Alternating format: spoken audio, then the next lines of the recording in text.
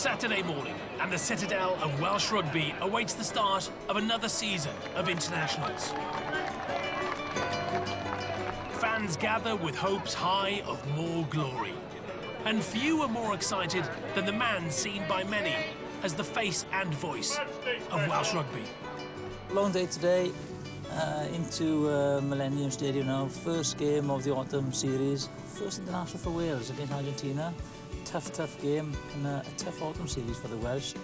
A rugby genius, Jonathan Davies enjoyed a roller coaster career in the media spotlight. The quick-witted, cheeky playmaker at number 10. The code breaker who turned professional for a world record fee. The history maker as the first to return to Union. The TV presenter and respected commentator whose sharp analysis makes headlines. Hello, yeah, good. Welsh rugby fans recognise and often react to Jonathan wherever he goes. A walking one-man brand. One of the best fly-halves we've ever had. He had the creative ability to make things happen from nothing. He's always Welsh through and through, and even sometimes, even when there isn't light at the end of the tunnel, he sees it, and he makes me smile, I have to say. He led the way into reality, where you need the money. He's loved, genuinely loved. He makes me feel a bit homesick, actually, when I watch him, because it's that really deep Welsh-rooted thing.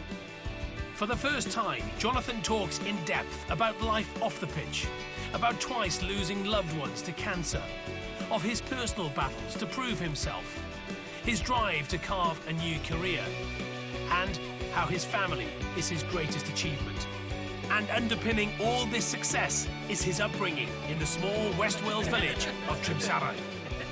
Wherever I've been all over the world, I regard myself as being 100% Welsh, and you know, I'm born and bred in Trimaran, and I love being Welsh, and I'm proud of being Welsh, and I love the country and the people, and I'm a Trimaran boy through and through.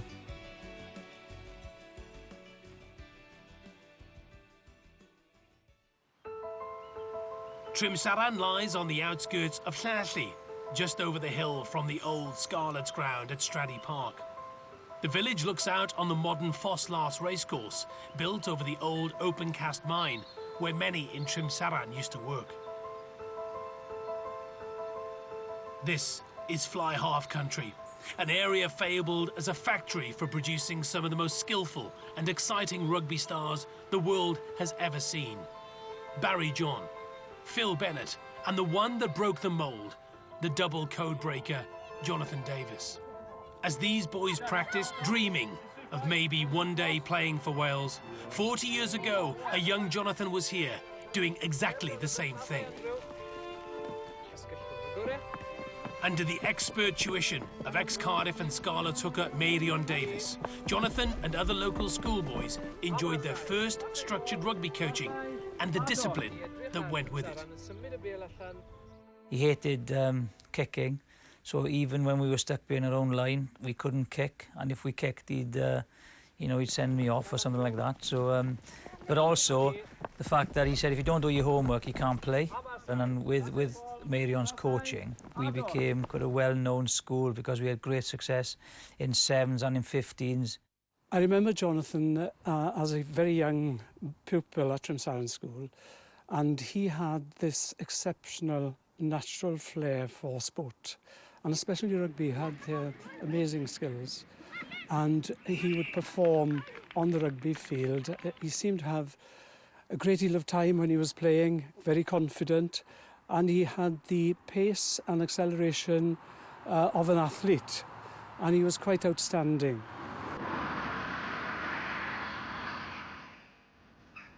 Born in the front room of his grandmother's house in Trimaran, Jonathan and his family, his mother Diana, father Len and sister Caroline, were part of the fabric of the community, with the rugby club and rugby at its heart. The 71 Lions tour, I would have been 9, and because there were no television pictures in those days, I remember going to a pub called the Miners' Arms and listening to the game on radio in the Miners' Arms, like 2 o'clock in the morning, with my dad.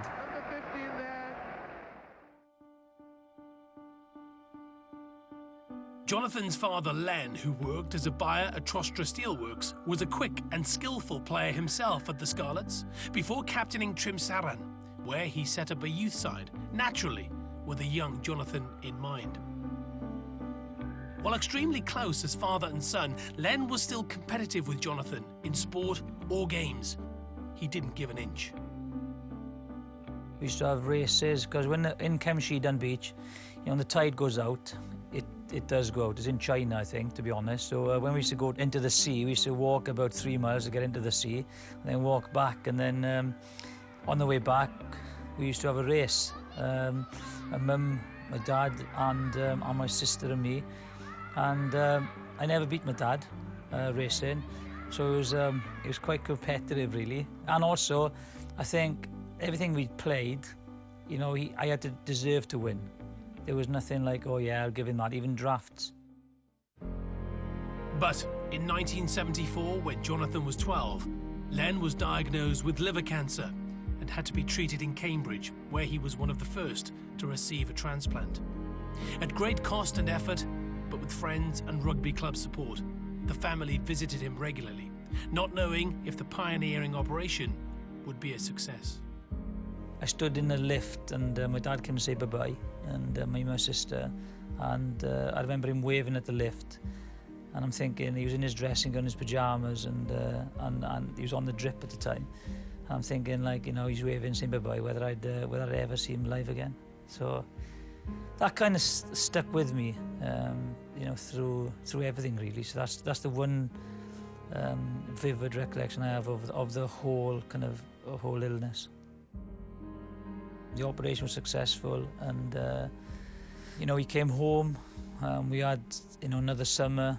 I remember then, you know, he was, you know, played again. We went down Kemshie Dunbeach, and life became as normal as we possibly could. But unfortunately, there was secondary cancer, and it spread to his stomach, and then he died a couple of years later. At this time, Jonathan was a 14-year-old teenager at Gwendraeth Grammar School. Mr. Pierce came walking down the corridor, and I could see him walking past. And as soon as he opened the door, I kind of sensed that something wasn't right, because during lunchtime, I'd accidentally pushed a kid through a window playing football, and I thought, you know, he's going to come and give me a row. But I think as soon as he walked in the door, he asked for my name, I kind of realised straight away that my dad had passed away. I didn't cry when I was told. I didn't cry in the car when my uncle drove me home. As soon as I got to the house, my mum answered the door. I started crying then. So, but no, it wasn't the pressure of actually taking responsibility. I just felt that, you know, I was the only boy in the house, and I just had to toughen up a little bit. So, and it was kind of, my attitude changed towards life then, I suppose.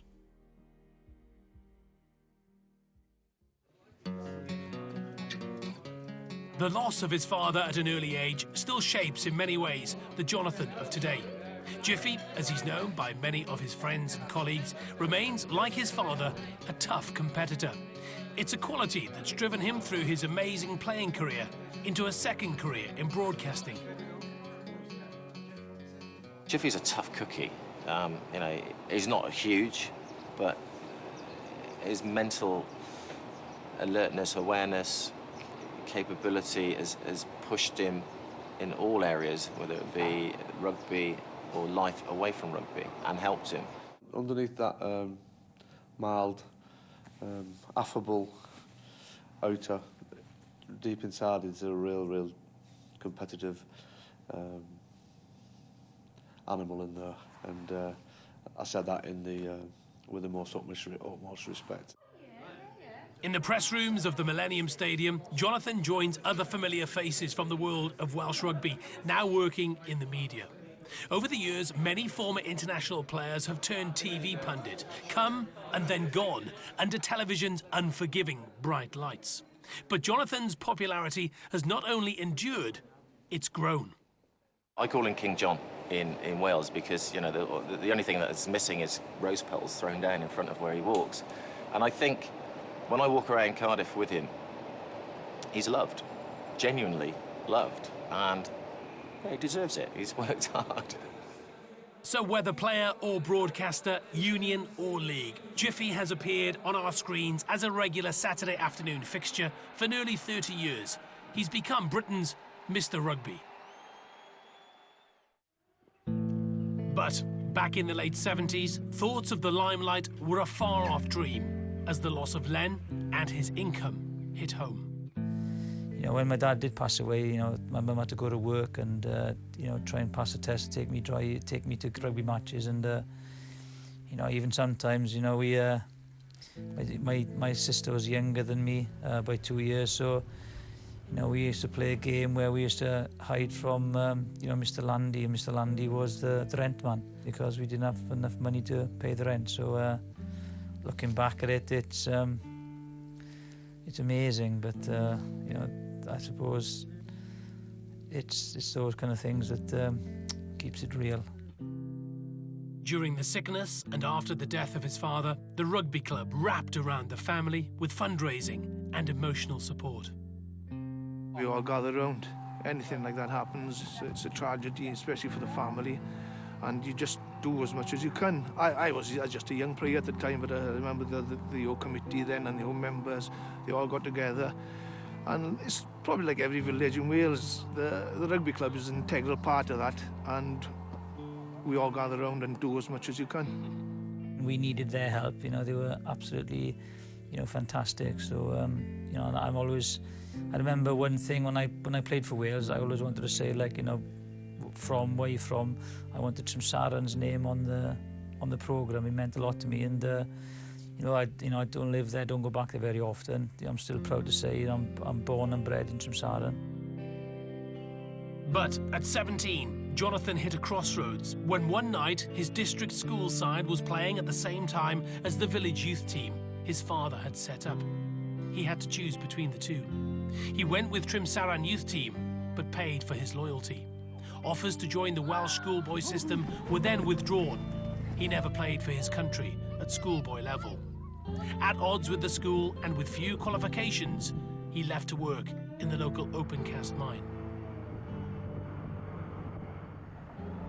At this time, Jonathan's mother Diana remarried. Ken Williams was another Trimaran man who was recently widowed and, as a stepfather, became very supportive of Jonathan's career, which was soon on the move. In his first season with Trimaran senior team, Jonathan was spotted by Neath and given a game. The bus full of us went up from the club. Tuesday night, wet night in the Knoll. And at the end of the game, on the march was number 10 for Neath, Jonathan Davies. In 1983, soon after joining Neath, Jonathan married his school sweetheart Karen, and with the club's help, he left the open-cast mine to join a painting and decorating company, which backed his rugby. These were the days of the amateur game. Top players needed sympathetic employers to release them for training and matches. So supported at home and work, and under the guidance of rugby giants Brian Thomas and coach Ron Waldron, at Neath, Jonathan's talents flourished. It's also where he got his nickname, Jiffy. Of all his skills, Jiffy was amazingly quick. Moyak with a feed deep inside the Bridgend 22. Jonathan Davies, will he go for another dramatic try? Oh, it's a textbook try, and exactly the same type of try that he scored against Bath. Oh God, this guy's got something different, because he had pace, basically. That's the big thing that stands out in any player, I think, more than anything else, more than size or more than sidestep very often, is somebody with genuine pace, and he had that. And I remember seeing a few of his early games with Neath where, you know, he really made an impact, scored some lovely tries, made some good breaks, and he was a real, you know, cheeky chappy of an individual, I think, at 10, and he was obviously bound to make an impact in the game. There is no substitute for pace. I also worked at it because in the early days, I got athletics coach to work on my acceleration and reaction time.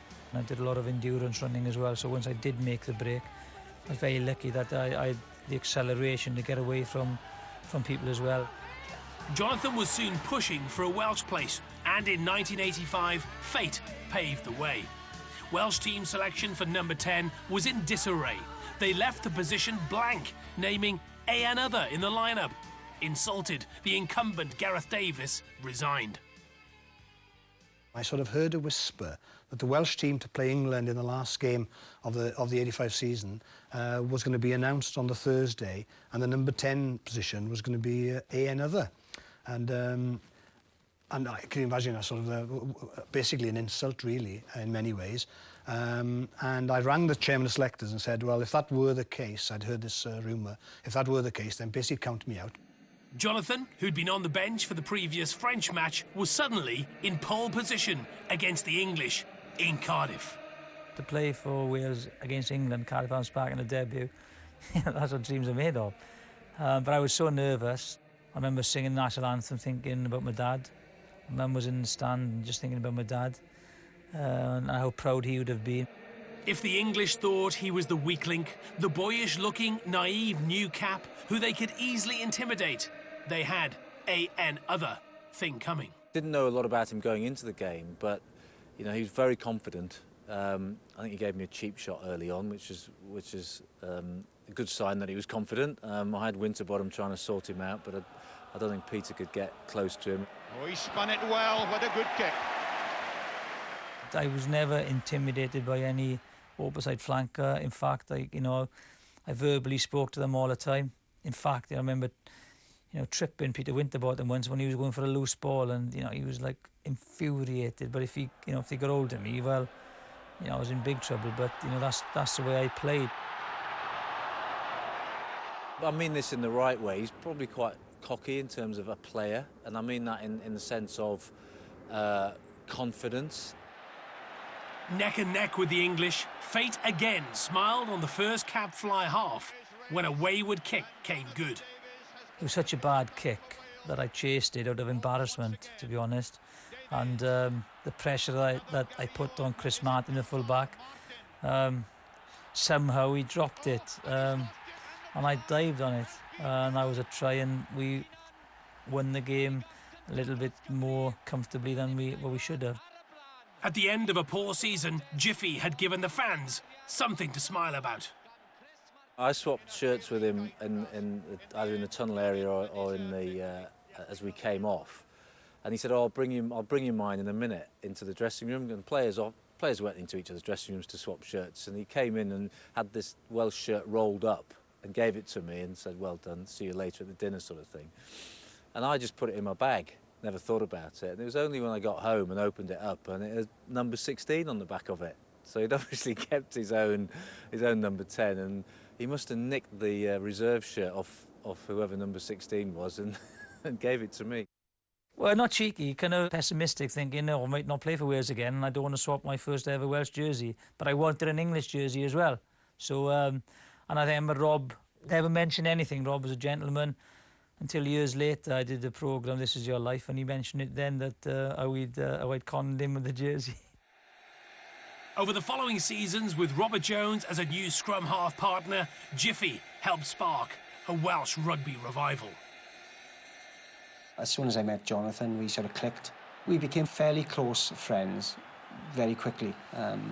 He's that type of guy. On it comes to David Young, the young mobile prop from Swansea. There was an occasion where he had the ball, run round Mickey Skinner. He was desperately keen to get hold of him, but obviously didn't have the speed to get hold of him. And Jonathan, typically, as he was running around him, just shouted back, "Dabo," which is ta-ta or bye-bye in Welsh. To Jonathan Davies, the switch of attack, being chased by Skinner. Ring is on the far side. If Jonathan Davies can give the ball to Ring now. Tony Clement in front of his man. Ring looking back inside for Paul Moriarty, finding the man, Collins to Rob Norster, the pass out to Brendan Bowen back inside to Adrian Hadley. Is he going to get his second try? Hadley's going to make it, the second try for Adrian Hadley, and all of Wales at Twickenham erupts.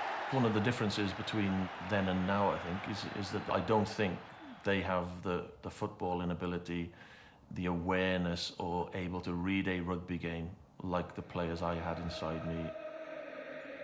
10-0 down against Scotland in 1988, and time to pull something out of the hat.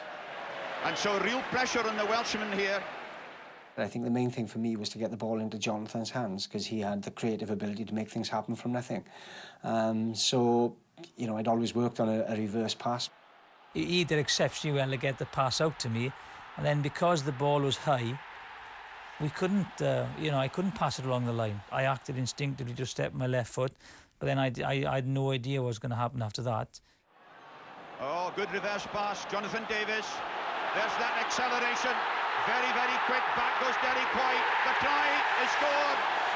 Wonderful try by Davies. Can you believe it? Losing in the mud in the final match to the French prevented a clean sweep, a grand slam. Nevertheless, it was the best performance by Wales for nearly a decade, with Jonathan the star attraction. I remember being on the Wogan show, which was like prime time TV, and I appeared with Samantha Fox, page 3 model, so it's kind of surreal, you know, coming from, because I still lived in West Wales. Welcome, Jonathan Davies. But this celebrity status wasn't matched by money, and Jonathan was always wary of being one bad injury away from financial oblivion. Media speculation was rife that for financial security, he was about to turn professional. Now, what about rugby league? Because before the World Cup last year, it was rumoured that you were going to take the money and run. Well, you know, if somebody comes along and offers you a lot of money, you have to sit down and think about it. Have they come along with offered you a lot of money? What sort of money would they offer you? Well... They not to be so nosy. Yeah, that's right, They never had any money, and the security was big in his life, or the lack of security had been big all his life. And coming from a council house in from Salon, a comfortable life, but nevertheless no embellishments. And once you then thrust to the very top of the public adulation, you realise that there's nothing else coming with it. If you're as good as people say you are, well, where are the rewards? Even today, and despite his success and wealth, Jonathan's need for financial security drives him on. Here in the City of London, the money heart of the world, he's out to make an impact. At the top of the iconic Gherkin Tower, executives gather to make deals, to network, or simply socialise. After some business meetings of his own, the guest speaker is on his way. I had a meeting in London today as well, so it's one of these things that, you know, people think I've only got a Saturday job, but, you know, I've got other things as well. Someone asked me to speak at a company called Critical Eye with all CEOs of, you know, global companies. So it's just Christmas drinks. The guy's a Welshman. There's a few Welshmen here who I know from a variety of banking establishments and other businesses. So on that note, I will pass across humbly to Jonathan Davies, who is a legend.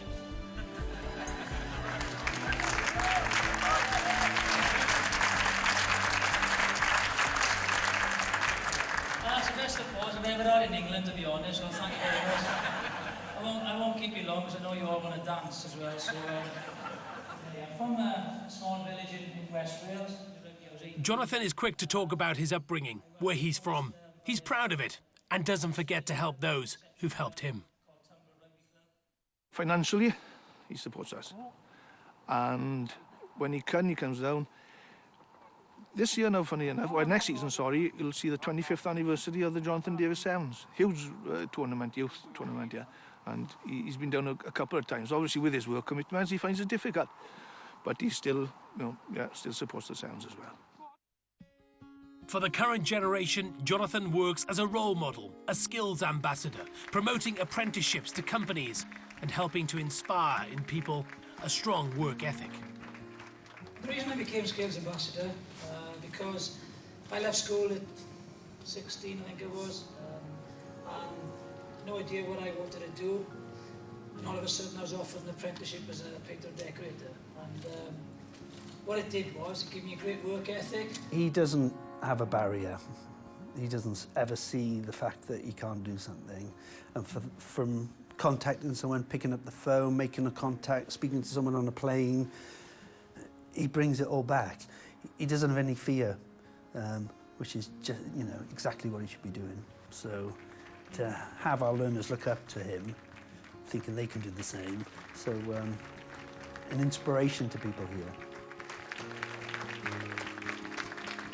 Whether it be handing out awards to achieving apprentices or handing out new rugby shirts and teaching technique to aspiring rugby stars of the future, Jonathan always advocates a professional attitude. And he was advocating the same 20 years ago as a player, but the Welsh Rugby Union refused to listen. During the disastrous summer tour to New Zealand in 1988, the All Blacks were in a different league, both on and off the pitch. Professional in all but name, professional in an amateur game. They were getting paid for advertising, they were driving around in sponsored cars, they were doing TV interviews, etc. Whereas in Wales, we weren't allowed to do that. If we did interviews for the TV, the money would go to the WRU. We were just professionally way behind them. And on the pitch, they knew how to beat the Welsh. They had identified the main threat. Stop Jonathan Davies and we'll beat the Welsh. And that's the regard that we held him in. But Jonathan's rugby genius still came through. On return home, Jonathan and other leading players wanted to speak to the whole Welsh Rugby Union, to call for changes, to at least get them on the same level as the All Blacks. Their request was denied.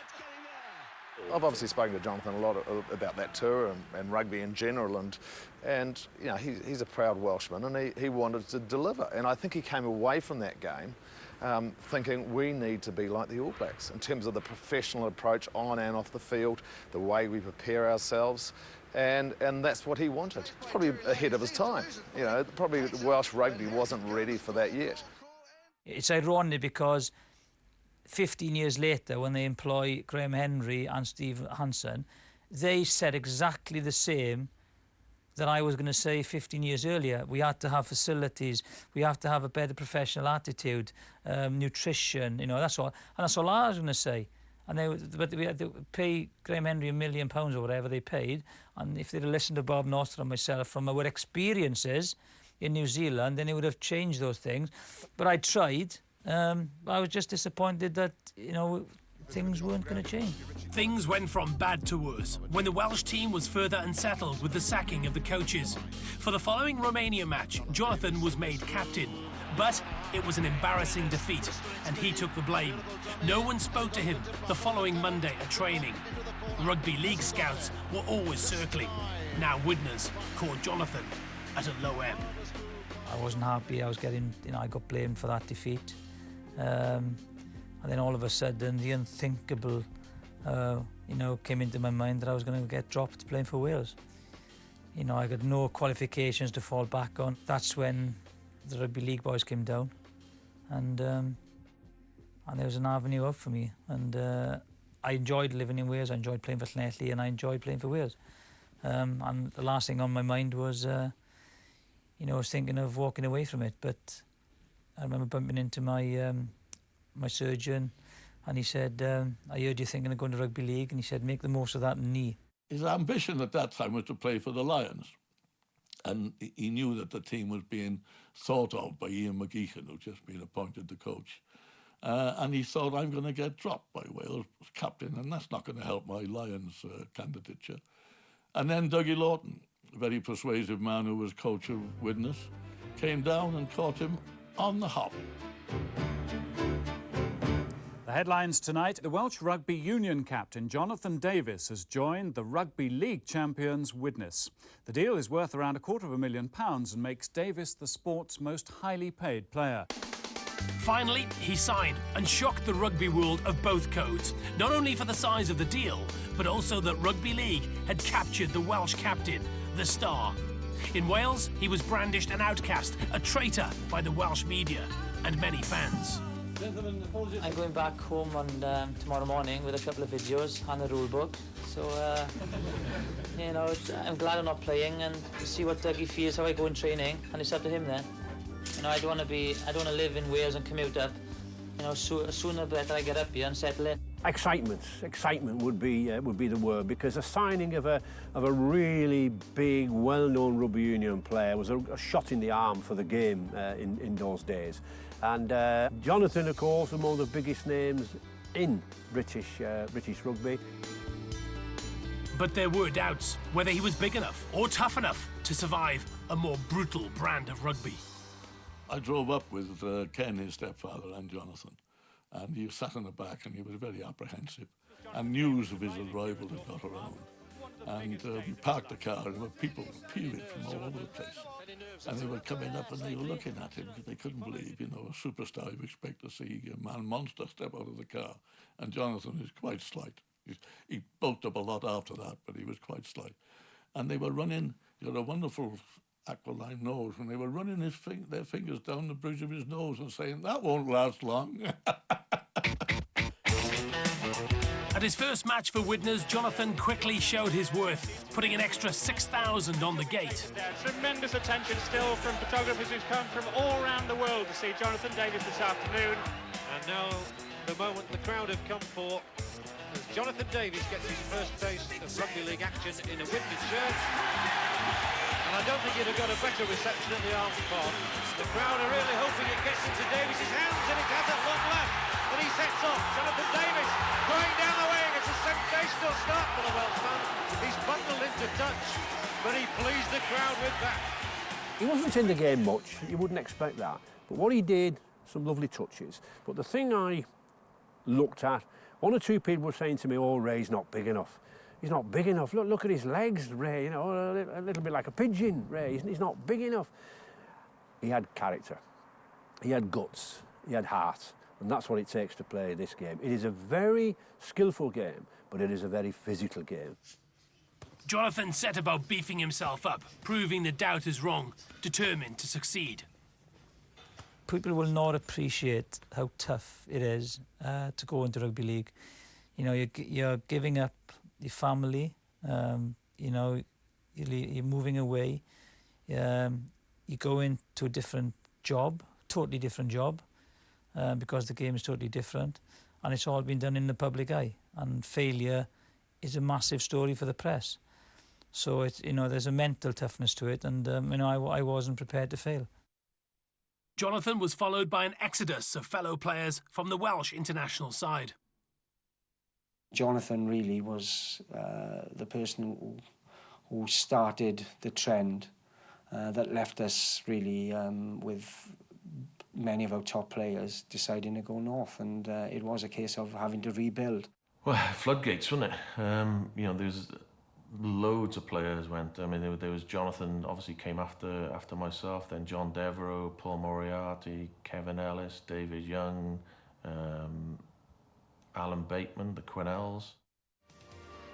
With old friends around him, financial security for his family, Jonathan quickly found his feet and soon began putting in some startling performances. Davies, the shimmy, oh, beats two men, he likes to go himself, the sidestep, together, he's going for the line, he's back to Davies, oh, that's magnificent movement, a genius of a rugby player. You had to watch him every second because he had such incredible acceleration. He wasn't the biggest of guys, but he was very, very explosive, and his stride length was very, very long, and his speed off the mark and his footwork was very, very difficult to defend against. So you had to keep your eye on him all the time, otherwise he'd punish you. Within 18 months of turning professional, Jonathan had won with Widnes 2 premierships, 2 charity shields, a World Championship medal and 5 Great Britain caps, as well as Player of the Year. More importantly, and remarkably, he was relatively unscathed. Even his nose was still intact, but only just. Oh, what a head tackle! But significantly, Davies has scored. And when Widnes ran low on money, Jonathan switched to nearby Warrington, where he won the coveted Man of Steel and another First Division Player of the Year. I think rugby league got a genuine star, a big star, one of the best players ever to have come in the game, to my mind. Have a look at that! What a try! What a genius! A player who could light up a dark day. He could light up a November afternoon just with one touch, with one ball, with one little kick. Whether in the white of Widnes or the stripes of Warrington, his creative and instinctive brilliance shone through, seeing opportunities and acting instantly when other players saw nothing. He displayed consummate kicking skills. At goal, downfield, and especially the chip ahead at full flight. He could body swerve as well as step off either foot at speed. And of course, he had a burst of acceleration and blistering pace to destroy any defence. And behind this tremendous talent was solid support. Everyone who is successful, I think that, you know, there is a support mechanism behind you, and whether that's coaches, employers, friends, but more so family. Karen and the family were a great support, and without that support, you know, I don't think you can achieve what you try and achieve, to be honest, because that support mechanism is vitally important. Most players would have settled for his success, but not Jiffy. In the out-of-season break, he decided to play in Australia, the hardest and most brutal rugby league in the world, where few from Britain had dared to venture. But he was undaunted. He'd learnt to look after himself. I'd never admit that I was like nasty, I suppose, but I think you have to have an edge. I think you need an edge. If you look at all, maybe the best sportsmen in the world, you know, they all look after themselves, and I just think that I knew how to look after myself from my upbringing. With his family following him in support all the way to Sydney, he joined the Canterbury Bulldogs and was now playing rugby 12 months a year. He was quickly dubbed by the Aussie press the Welsh Wizard. In Australia, rugby league's probably it's a huge sport. It's a working class sport, so even now, what he's done is probably pretty unique, because not many people have actually made both sports. They do revere him a lot. Gets around Michael Egar, gets around Andrew Johns, gets around Paul Harrigan, gets around Robbie O'Davis, Jonathan Davis. Davis for the line, 15 to go. He's going to score the try. That is a sensational individual try from Jonathan Davis. Within only 3 years of turning professional, Jonathan was captaining the Great Britain side, a great honour, showing the high regard the top league professionals had for this Union convert from Wales. But it is the last of his 11 caps for Great Britain, which was probably his greatest, in a packed Wembley in 1994. Led by Sean Edwards, the GB team was taking on a mighty Australian side. Bradley Clyde stepped inside of me, was about to score a try, and I stuck my arm out, and certainly did miss, put it that way. He's got Etchinghausen also. Oh, that was a high tackle. The red card has gone in the air, and sensation here. I went off, and the guys came in. They were all pumped up, and I didn't realise that I'd scored. And then everyone said, "Oh, we're winning." Jonathan scored a try. We're 8-4 up. 1, it's Wembley. It's 2, it's the Ashes. 3, you're playing against maybe one of the best sides ever in rugby league. So putting it all together, maybe, yeah, it was my finest moment.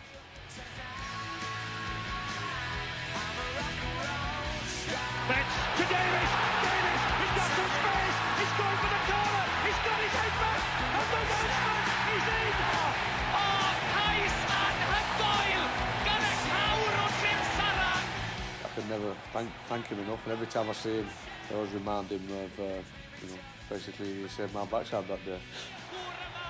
The only reason my career kicked on was because I scored that try in Wembley. But I was going to retire, and coming to the end of your playing days, you know, then it's a big decision on when to retire and what you're going to do and what you're capable of doing, because, you know, you've been a professional sportsman. So I was in a quandary of what I was going to do, and then what you know, overshadowed all that was that my wife, you know, was diagnosed with cancer. And at the time, you know, I had 3 kids, and two of my daughters were born up in Warrington. And then all of a sudden, you know, the priority was family. What did I want to do? I just wanted to come back to Wales to be near my family and have the support of the family, you know, during this period. But there was no way back to Wales as a player. The game was still amateur there.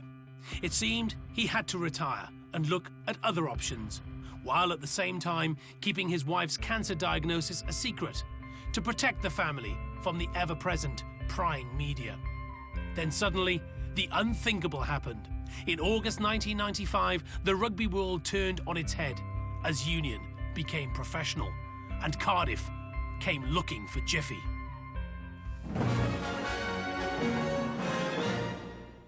Former Welsh rugby international Jonathan Davies says he may return to Wales to play rugby union now that the game has turned professional. It's believed many league players could be tempted back following the decision by the International Rugby Board to allow players to be paid. A few weeks later, and Jonathan arrived back in Cardiff, the first in history to sign south, the first player ever to sign back to Union from League. All the Welsh exiles who'd gone north could potentially come home for good. I was quite excited by signing Jonathan for a number of reasons. Obviously, I hugely respected him as a rugby player, and thinking that coming back would be of great advantage to Cardiff and to Welsh rugby. Secondly, it sort of underlined Cardiff's ambition, if you like, in terms of, hang on, we're serious, the game is now professional, and we want to make a statement, and there probably wasn't a stronger statement at the time. In signing Jonathan, and the fact that he was the first player to reverse a century's trends of going the other way. Karen could now be treated at Velindre, Cardiff's specialist cancer hospital. I remember talking to this guy, and he said, "Oh, you know, because you sat in the waiting room with people, and you know, with their family and friends, and you say, oh, you know, if you got cancer, and or is it you one of your families?" And I remember this guy telling me, "No, I haven't got cancer." He said, "Cancer's got me." And it's weird. That's stuck in my mind, and I think that it's just, you know, you survive it or you don't survive it, and there's no kind of happy medium. I learned a lot, you know, from my dad's experience, but it's amazing how you cope, and I think that you just got to be as normal as you possibly can. You know, your priority changes, and your kids are first and foremost. And it was, you know, I kept on playing, then come home, and then forget about rugby, and then go back into family life. So it's, yeah, it was very, very tough, but you know, things that you know, you do what's best for everyone at that particular time. And now that little moment of history, Jonathan Davies steps back onto a rugby union field, bought by a union club from a professional club. But Jonathan appeared an isolated figure. Fellow players seemed to resent his special financial package and didn't seem to pass him the ball. Yeah, I'd be disappointed if I felt that they did do that. I never felt that they did, because I would never do it. You know, it's a team environment, and if I come into better the team, well, you know, they should have used me. At the time, yeah, you know, again, I was a target for, you know, the opposition, so it made sense, really, to use me as a dummy runner and, you know, exploit the spaces outside. Maybe they overdid that a little bit, but, you know, I just want to enjoy myself and play, you know, the remaining days of my rugby career out in Cardiff, enjoying it. And I was, you know, grateful for the opportunity to come home. As well as the strain of caring for Karen, looking after his children and playing, Jonathan was under tremendous public and media pressure to be the saviour of Welsh rugby. Despite everything, it was a challenge and an honour he couldn't refuse. I didn't really want to play for Wales again, to be honest, but, you know, do you ever turn down playing for your country? No, you don't. You know, I was a lot slower, and I couldn't give to Wales what I gave maybe 10 years before, but you know, there's no higher honour than playing for your country, and, you know, I enjoyed the experiences, but, you know, I was past my best then, and but it was nice to, you know, to play for Wales again and have that adrenaline rush of actually, you know, going out on the Arms Park. It was unbelievable. A dozen years after first playing for Wales, Jonathan had come full circle to represent his nation in Union again. But it was short-lived. Just a few caps before his final international against the old enemy England and old friends in Cardiff. Despite some memorable moments, Jonathan couldn't save Wales. They were well beaten. With his magical powers on the wane, maybe it was time to hang up his boots. It was the last ever international at the old Arms Park before it got knocked down and turned around and rebuilt.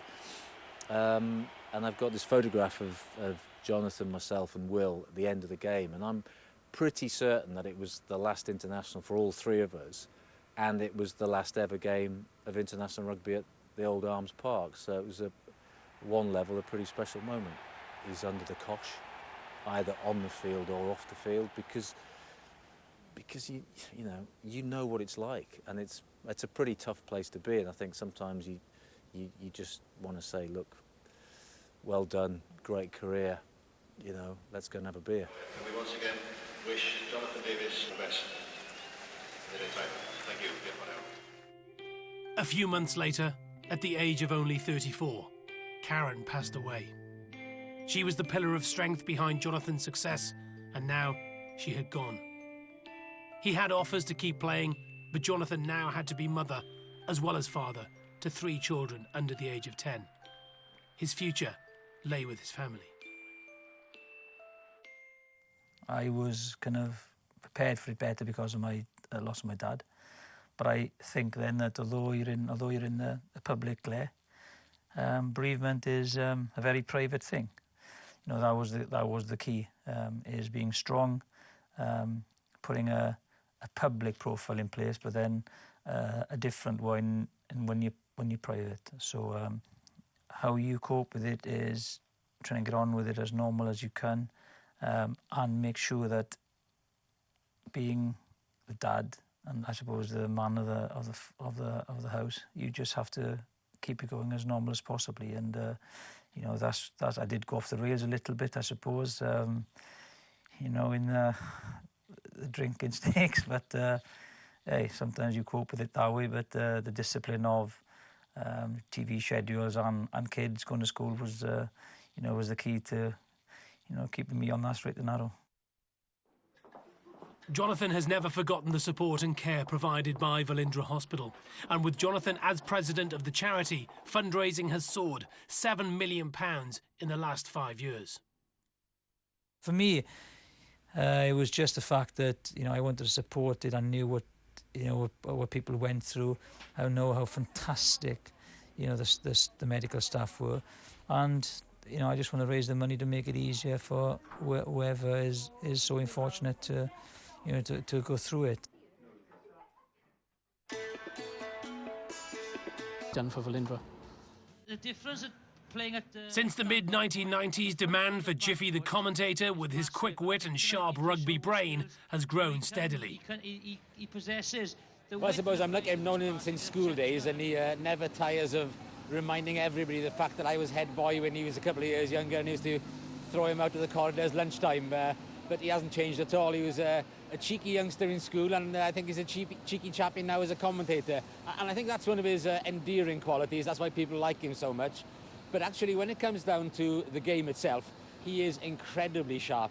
He just sees things so quickly, and he can then get on to our technical people and decide what replays he wants, where he wants it played from, and he can see in an instant why a try has happened or why a move has failed or anything else. He is definitely one of the quickest I've ever seen and ever worked with. Today, Jonathan is not only a leading national commentator, but an expert in both codes, union and league. A unique dual role. You ought to call it as you see it, because one thing about the rugby public supporters, they're very knowledgeable. So if you don't say what you think, you lose your credibility. Well, you've lost your support, I suppose. Second row, and then they got the 3-on-2, and the 2 boys. Tries to keep up with the modern trends in the game. And I think that's a really important thing. Because if you're not involved in the game for 2 years, things move on quickly, both in league and in union. Jiffy's great as a commentator because he does understand the game, even though the likes of him and myself retired many years ago. I think when you're a skillful rugby player, as he was, and he not only did he excel in rugby union, but he got to the top in rugby league, and that takes a special quality in an individual to be able to do that. And as a commentator, he can almost see a little bit into the future, and I think that's a skill also. While Jiffy's acute analysis, assisted by modern on-screen graphics, explains the game to millions, it's his passion that for many makes matches come alive. And the centre, you'd be saying, get on my shoulder now. What are you doing out there? Get on my shoulder. We're talking about being out there. But Wales are doing badly, beaten in all 4 autumn internationals, extending a bad losing streak as the year ends. With the 2013 Six Nations tournament imminent, Wales look to have a thin chance of successfully defending their championship title. Fun and games, day hasn't ended. Maybe with Wales losing today, it's a good time to go out to Cardiff. So Jiffy is on the move again, a late-night flight to commentate on another international the following day. Happy to travel, knowing the family and home are in good hands. Because after finding a new career in broadcasting, Jonathan unexpectedly found a new love. I'm very fortunate that I met a fantastic girl, Helen. She was, we met and I thought, well, who knows what'll happen, and then we're going to be married 10 years this year now, and to take 3 kids on board at such a young age was amazing, and Helen has been the power behind my success in the last 10 years. Jonathan Davies, this is your life. In 2003, more public celebrations followed with Jiffy's This Is Your Life. His family joined him in the limelight while his mum, sister and stepdad looked on, all enjoying Jonathan's achievement and recognition. He'd become a national treasure, not only a great former player, but a great broadcaster, a personality in his own right, a celebrity with his own chat show on S4C.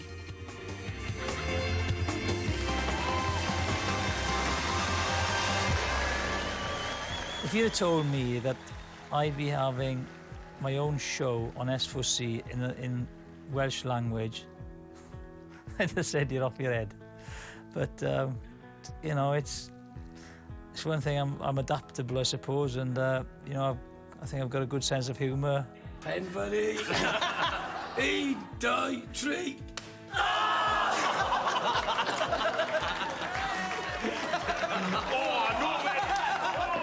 The first mistake they did, they named the show Jonathan, so they stuck with me now. But the viewing figures are good and people seem to enjoy it, and so if it continues, it continues. But it's certainly been successful and I've enjoyed it. Now, the established media personality Jonathan, at the age of 50, knows he's there to be challenged by new stars. Cwpan y byd blwyddyn nesaf, mae sôn bod ti'n mynd i retiro wedyn. Ti'n meddwl beth ti'n mynd i wneud ar ôl retiro? Lle gen ni, swydd fel ti, Shane Show.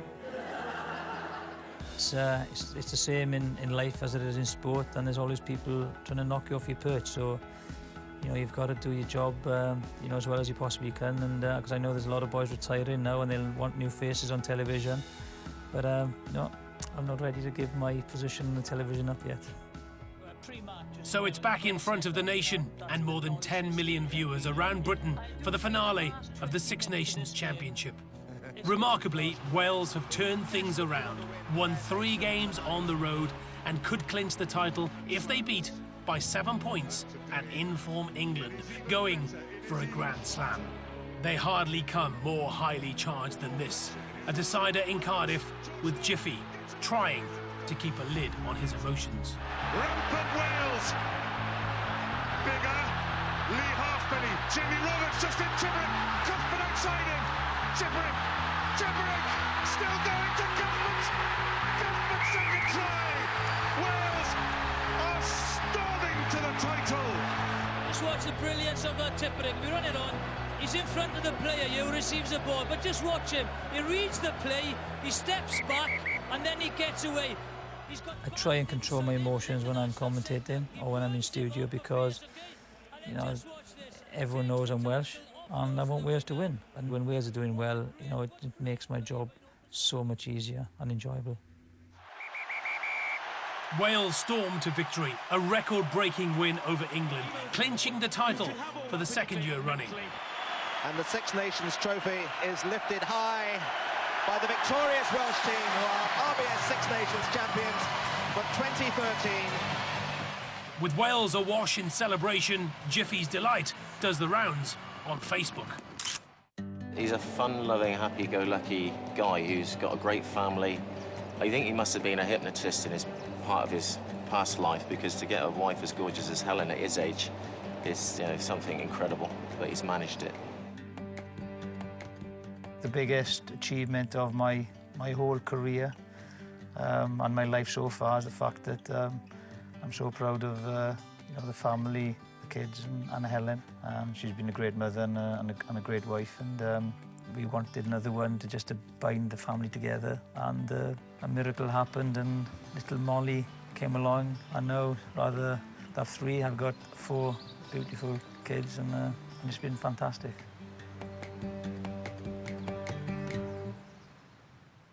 My dad died when he was 44. I've decided that I think I'm going to live till 90. I told my kids when I was 45, it's half time. It might be a pain in the arse to everyone at that time, but there we are. My goal is to be around when I'm 90 years of age. I don't remember when we wild and young. All that's faded in the memory. I feel like somebody I don't know. Are we really who we used to be? Am I really who I was? All the lights will draw you in, and the dark will bring you down, and the night will break your